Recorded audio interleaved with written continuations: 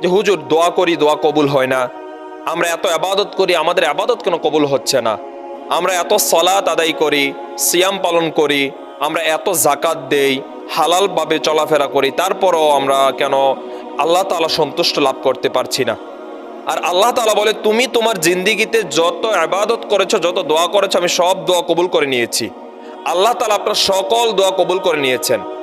ইউসুফ আলাইহিস সালামকে যখন তার ভাইয়েরা তাকে কুয়ার মধ্যে নিক্ষেপ করলেন, তখন ইউসুফ আলাইহিস সালামের বাবা ইয়াকুব আলাইহিস সালাম আল্লাহর কাছে দোয়া করেছিলেন, আল্লাহ আমার সন্তানকে আমার কাছে ফিরিয়ে দিন।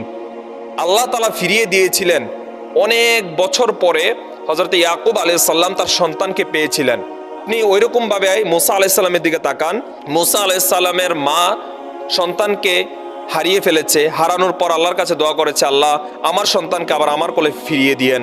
আল্লাহ তাআলা কয়েক মিনিটের ব্যবধানে আবার মুসা আলাইহিস সালামকে ফিরিয়ে দিয়েছিলেন তার মায়ের কাছে। তা আমরা এই জিনিস থেকে আল্লাহ তাআলা এটাই বোঝাতে চেয়েছেন, আমি দোয়া সকলেরই কবুল করি।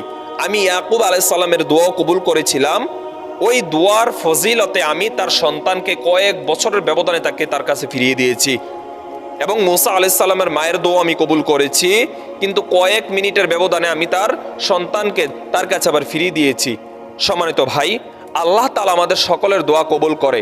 তাই আল্লাহর নবী মুহাম্মদ রাসূলুল্লাহ সাল্লাল্লাহু